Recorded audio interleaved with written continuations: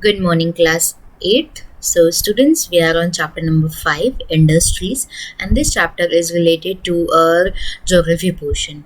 And in this chapter, we have done what do you mean by the secondary activities, the meaning with the help of the example we have also done the classifications of industries on the basis of the source of raw material, on the basis of the size, on the basis of ownership. ये सारे points हम लोग cover up कर चुके थे and we have done the raw material on the basis of raw material, the industries, all the 4 types of industries in detail. We have also done on the basis of size the 2 types of industries in detail, small scale industries, large scale industries. We have also done on the basis of ownership the 4 types of industries. Now in this class we are going to start a new topic which is factors affecting the location of industry कि किस तरीके से कौन सी industry या फिर कोई भी industry कहाँ पर लोकेट की जाए उनके लिए कौन कौन से फैक्टर्स रिस्पॉन्सिबल होते हैं. For this topic you have to come to page number 50. Here is a topic, here is a today's topic.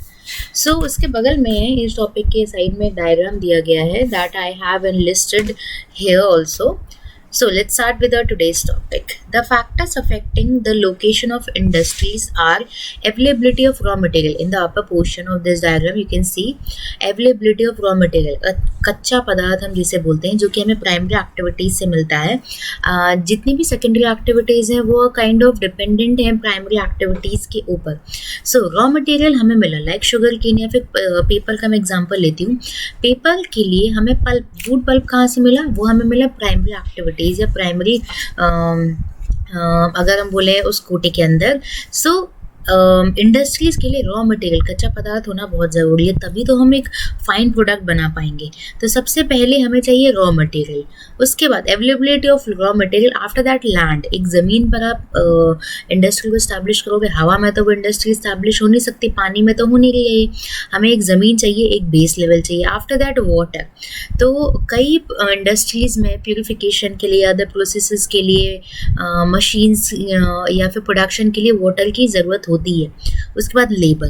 Labour मतलब कोई काम करने वाला उन्हें चाहिए उस इंडस्ट्री के अंदर. लाइक मशीन्स काम कर रही हैं पर we have to operate them also. For operating those machines, all those machines we need labour. Power means electricity generate करने के लिए आपकी इंडस्ट्री को पावर की ज़रूरत होती है. कैपिटल. Capital means money. इन इस इंडस्ट्री को लगाने में हमें हेवी मशीनरीज की ज़रूरत हो रही है, हमें एक ज़मीन की ज़रूरत है, हमें वाटर लेबर की ज़रूरत है. तो उनको एक पर्टिकुलर अमाउंट ऑफ सैलरी आप दोगे, ठीक है, वो तो अलग बात है. इन मशीन्स में इन्वेस्ट करने के लिए आपको कैपिटल की ज़रूरत है कि नहीं? ज़मीन खरीदने के लिए आपको कैपिटल की ज़रूरत पड़ेगी नहीं. तो यहाँ पर कैपिटल की बात करें मतलब आपके पास एक पर्टिकुलर अमाउंट ऑफ मनी होनी चाहिए अगर आप इंडस्ट्री को इस्टेब्लिश कर रहे हो तो. After that transport. सबसे ऊपर रॉ मटेरियल देखा, फिर उसके बाद लेबर देखा, फिर कैपिटल देखा, फिर हम मार्केट देखेंगे. अभी उससे पहले हम इधर की साइड चले गए थे, पावर, लैंड एंड लास्ट जो आपके लेफ्ट हैंड साइड में, मेरे लेफ्ट हैंड साइड में जो है वो है आपके ट्रांसपोर्ट. अब इंडस्ट्री में मैंने कुछ लाइक हम लोग बेसिक एग्जांपल ले लेते हैं वाटर बोटल्स का, प्लास्टिक कैन वाटर बोटल्स का. तो अब हमने उसको प्रोड्यूस कर दिया, प्रोडक्शन हो गया. अब उस प्रोडक्शन को स्टोर्स तक, जहाँ से हम लोग मार्केट जाके उन स्टोर्स से खरीदते हैं, तो वहाँ पर भी पहुँचने के लिए कोई ना कोई सोर्स होना चाहिए. तो वहाँ हम लोगों ने फैक्ट्री से उन सभी प्रोडक्ट्स को निकाला और स्टोर्स, डिफरेंट स्टोर्स तक पहुँचाया. तो उसके लिए हमें ट्रांसपोर्ट फैसिलिटीज़ चाहिए, लाइक रोडवेज हो गया, रेलवेज हो गया, एयरवेज हो गया. कोई भी तरीके की लोग इंडस्ट्री से निकला हुआ सामान एक जगह से दूसरी जगह जाएगा, उसके लिए ट्रांसपोर्ट फैसिलिटीज़ होनी ही चाहिए. और लास्ट वन है मार्केट. मतलब हम कोई भी किसी ऐसी सामान का प्रोडक्शन नहीं करेंगे जिसका कोई मार्केट में वैल्यू नहीं है. मान लिया कि अगर मैं कोई मॉल बना दूं किसी गांव के अंदर, तो ये उतना सक्सेसफुल नहीं रहेगा बशर्ते मैं मॉल अगर एकदम अर्बन एरिया के मिड सेंटर में बनाऊँ, वो उतना सक्सेसफुल रहेगा क्योंकि उसकी यूटिलिटी वहाँ पर उतनी नहीं है. गांव के लोगों को इतनी ज़्यादा फॉरवर्डनेस की ज़रूरत नहीं है अभी, वो सिंप्लिसिटी में ज़्यादा विश्वास रखते हैं.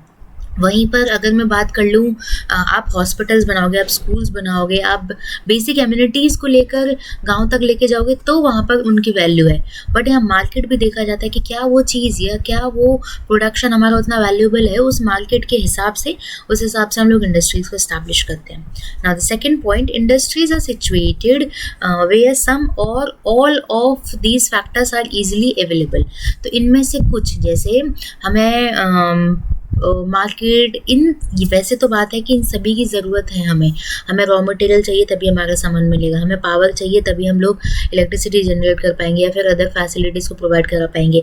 ज़मीन हमें चाहिए ही चाहिए इंडस्ट्री को इस्टेब्लिश करने के लिए, ट्रांसपोर्ट फैसिलिटी होनी चाहिए।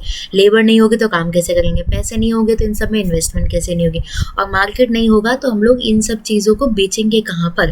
तो या तो कुछ या तो सारी की सारी फैक्टर्स हमें चाहिए ही चाहिए किसी भी इंडस्ट्री को इस्टेब्लिश करने के लिए। Now, sometimes the third point, sometimes the government provide incentives like subsidized power, local transport cost or other infrastructure so that industries may located in backward areas. Industrialization often leads to development and other growth of towns and cities. देखिए, कभी कभी government क्या करती है, कुछ subsidy दे देती है, मतलब कुछ छूट दे देती है इंडस्ट्रीज़ को अपने एरिया में इस्टेब्लिश करवाने के लिए। जैसे अगर इंडस्ट्री किसी मोबाइल एरिया, किसी बैकवर्ड एरिया के अंदर इस्टेब्लिश होगी तो वहाँ के लोगों को रोज़गार मिलेगा, वहाँ पर धीरे धीरे डेवलपमेंट होने लग जाएगा। इंडस्ट्रियलाइजेशन आने की वजह से डेवलपमेंट और ग्रोथ होता है किसी टाउन या फिर किसी सिटी का। एग्जांपल हम लोग देते हैं जमशेदपुर, राउरकेला, भिलाई। पहले ये एरियाज इतने फेमस, इतने नोन नहीं थे, बट क्योंकि आयरन एंड स्टील इंडस्ट्री वहाँ पर अब स्टैब्लिश हो चुकी है तो एरिया एक तरीके से डेवलप्ड या डेवलपिंग बनते जा रहे हैं। वहाँ पर डेवलपमेंट होती रहती है क्योंकि वहाँ पर पैसा आता है। पैसा कैसे आता है, क्योंकि वहाँ पर जैसे ट्रांसपोर्ट फैसिलिटी, मैं अगर बात करूँ सिंपल लेबर से, लेबर ऐसा नहीं है कि हम लोग बिहार में अगर कोई मैंने इंडस्ट्री लगाई है तो मैं केरला से लेबर मंगाऊंगी, नहीं, बिल्कुल नहीं, वहाँ के लोकल लोग भी मैं ले सकती हूँ। अगर कोई स्पेशलाइज काम नहीं है तो ऐसा नहीं है कि हर काम कोई भी इंसान कर सकता है। स्पेशलाइज अगर काम नहीं है तो वहाँ की लेबर को हम लोग एक तरीके से रोज़गार ऑफर कर सकते हैं, लेबर हो गई, ठीक है। ट्रांसपोर्ट फैसिलिटी के लिए भी वहाँ के इंसानों को ले सकती हूँ। उसके बाद ट्रांसपोर्ट फैसिलिटी के बाद मैं अगर बात करूँ रॉ मटेरियल की, तो रॉ मटेरियल का मैं वहीं से प्रोडक्शन ले सकती हूँ, मतलब वहीं से मैं ले सकती हूँ। तो ये सब की वजह से क्या हो जाएगा, वहाँ के लोकल लोगों को बहुत ज़्यादा फ़ायदा होगा, इसी वजह से डेवलपमेंट उस एरिया का होगा। तो गवर्नमेंट क्या करती है, कुछ तरीके की इंसेंटिव्स देती थी, कुछ छूट दे देती है कि आप हमारे एरिया में आइए, आपको ज़मीन हम सस्ते दाम में दे देंगे, या फिर आप हमारे एरिया में आपको पावर सप्लाई में थोड़ी बहुत छूट मिल जाएगी। तो जो आपकी गवर्नमेंट क्या चाहती है, ज़्यादा से ज़्यादा डेवलपमेंट चाहती है इन इंडस्ट्रीज़ को अपने एरिया में लगवा के। Now what happened next? An industrial system consists of input and processes. Wait for a while. Yes, an industrial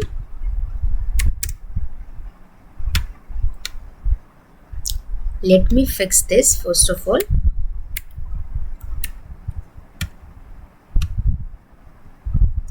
Industrial system.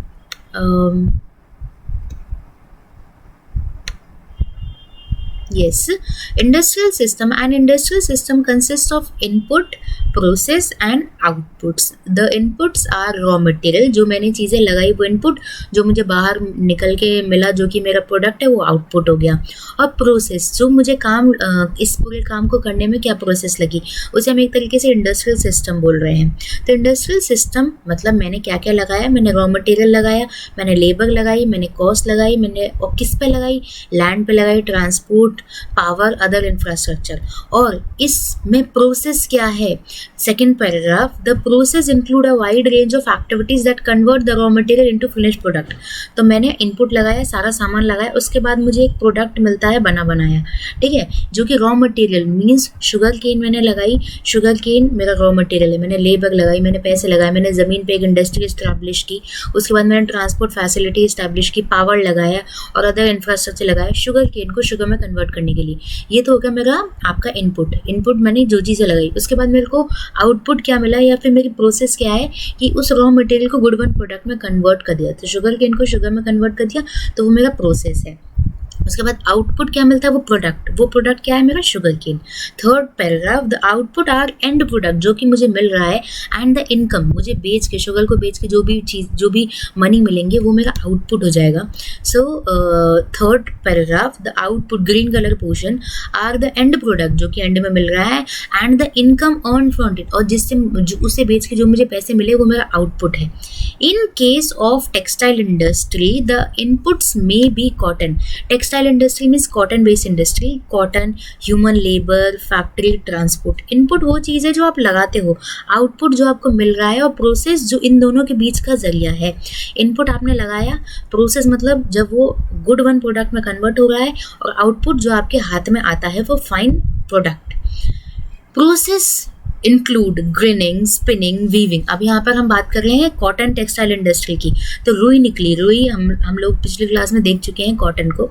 So graining, हमने रुई को निकाला, फिर उसको स्पिन किया, उसको वीव किया, उसको एक तरीके से कपड़े में कन्वर्ट किया, एंड आफ्टर दैट हमने उसे डाई किया, ठीक है, हमने उसे कलर में कन्वर्ट कर दिया, एंड आफ्टर दैट हम लोगों ने उसके अंदर प्रिंट्स लगाए। So all these process include to convert the raw material into a good one product. The output is the shirt जो आप वेयर कर रहे हो। तो यूं ही कोई भी चीज़ रॉ मटेरियल जो है वो फाइन प्रोडक्ट में कन्वर्ट नहीं हो जाता है, उसके पीछे एक बहुत ज़्यादा मेहनत लगती है। चलिए अब हमारा जो नेक्स्ट टॉपिक है वो हम लोग एक बार देख लेते हैं, जो हमारा लास्ट टॉपिक है आज की क्लास का, that is the industrial regions. So industrial regions मतलब ऐसे एरियाज जहाँ पर इंडस्ट्री इस्टेब्लिश हो रही है। चलिए तो सबसे पहले let me clear this, now it's clearly visible. चलिए, so industrial reasons, pay attention towards the yellow paragraph. Industrial reason emerge when a number of industries locate close to each other. एक ही जगह पर बहुत सारे आयरन एंड स्टील इंडस्ट्री लग जाएगी, एक साथ एक दूसरे को फायदा पहुंचाएंगी, उन एरियाज को हम बोलते हैं इंडस्ट्रियल रीजन। एक ही जगह पर, जैसे वेजिटेबल्स की एक शॉप लगी है, क्या लगी, दूसरी वहाँ लगी, बट हम जब मार्केट में जाते हैं, मंडियों में जाते हैं, तो वहाँ एक ही जगह पर बहुत सारी जो आपके वेजिटेबल्स को सेल कर रहे हैं वो इंसान रहते हैं, वो इंसान वहाँ पर वेजिटेबल को सेल कर रहे हैं, तो वो क्या रीज़न हो गया। तो एक ही जगह पर बहुत सारी इंडस्ट्रीज हमें देखने को मिलती है, तो उन्हें हम इंडस्ट्रियल रीजन्स बोलते हैं। Second line yellow paragraph, major industrial regions कहाँ पर है दुनिया के, North America, Eastern North America, Western and Central Europe, Eastern Europe और ईस्टर्न एशिया की तरफ हम देखते हैं। तो यहाँ पर आपको आपके इंडस्ट्रियल रीजन्स देखने को मिलेंगे। ये डायग्राम मैंने नीचे नहीं लगाया, मैंने इंडस्ट्रियल रीजन का डायग्राम यहाँ पर पेस्ट किया हुआ है, तो यहाँ पर आपको एक तरीके से इंडस्ट्रियल रीजन देखने को मिलेंगे। तो एक बार मैं इन सभी को जूम कर देती हूँ, इस डायग्राम को बड़ा कर देती हूँ, तो आपको ज़्यादा क्लियरली विजिबल होगा। तो आप देख सकते हो नॉर्थ अमेरिका में left hand side black colour का जितना भी पोर्शन है वो है आपका नॉर्थ वेस्टर्न पार्ट, जो कि यहाँ पर भी लिखा हुआ है, सॉरी ईस्टर्न पार्ट है, ईस्टर्न नॉर्थ अमेरिका है। तो ईस्टर्न नॉर्थ अमेरिका में आपको देखने को मिलता है, यूरोप में आपको देखने को मिल रहा है, इंडिया में भी आपको देखने को मिल रहा है, चाइना, जापान, बहुत सारे रीजन से, इंडस्ट्रियल रीजन से। अब देखिए पिंक कलर पोर्शन की तरफ, major industrial regions tend to be located. अब ये होते कहाँ हैं, टेम्परेट एरियाज में। बहुत ज़्यादा टेम्परेचर होगा तो काम नहीं चलेगा, बहुत ज़्यादा ठंडा टेम्परेचर होगा तो काम नहीं चलेगा। नियर सी पोर्ट, समुद्र के किनारे, ताकि जो भी सामान बना अगर उसे कहीं और भिजवाना है तो समुद्र के जरिए, सी के जरिए या ओशन के जरिए वो कहीं एक जगह से दूसरी जगह पहुँच जाएगा। स्पेशली नियर कोल फील्ड्स, अगर आयरन एंड स्टील इंडस्ट्री हम लोग इस्टेब्लिश कर रहे हैं, कोल फील्ड इस्टेब्लिश कर रहे हैं, तो हमें रॉ मटेरियल के पास ही अपनी इंडस्ट्री लगानी चाहिए, क्योंकि आप आयरन को या फिर कोल को एक जगह से दूसरी जगह लेके जाओगे तो बहुत ज़्यादा ट्रांसपोर्ट का जो खर्चा है वो हो जाएगा। या pink colour portion second line, India has several industrial region. India के इंडस्ट्रियल रीजन की बात करें, Mumbai Pune cluster, Bangalore, Tamil Nadu region, Hooghly, Ahmedabad, Baroda, Chota Nagpur region, Visakhapatnam, Guntur belt, Gurgaon, Delhi, Meerut region, Kollam, Thiruvananthapuram industrial clusters. तो ये कुछ ऐसे रीजन है जहाँ पर इंडिया के अंदर बहुत सारे, आपको इंडिया का यहाँ पर डायग्राम अभी छोटा दिखाई दे रहा होगा, आपकी बुक के अंदर कोई भी डायग्राम इनलिस्टेड नहीं है इंडिया के इंडस्ट्रियल रीजन को अच्छे से डिफाइन करने के लिए। सो ये जो लास्ट पैराग्राफ है उसमें इंडिया के इंडस्ट्रियल रीजन्स है, और ऊपर वाले पैराग्राफ में वर्ल्ड के इंडस्ट्रियल रीजन्स है, that and the related diagram is here. So I hope the factors affecting the location of industries is then raw material, कच्चा पदार्थ मिलेगा, रॉ मटेरियल मिलेगा तभी कोई प्रोडक्ट जो है वो फाइनली हमारे सामने आ पाएगा. पावर मिलेगी, लैंड मिलेगी, ट्रांसपोर्ट मिलेगा, लेबर, कैपिटल मार्केट, इन सभी को मिला के ही आपका कोई इंडस्ट्री इस्टेब्लिश हो सकती है.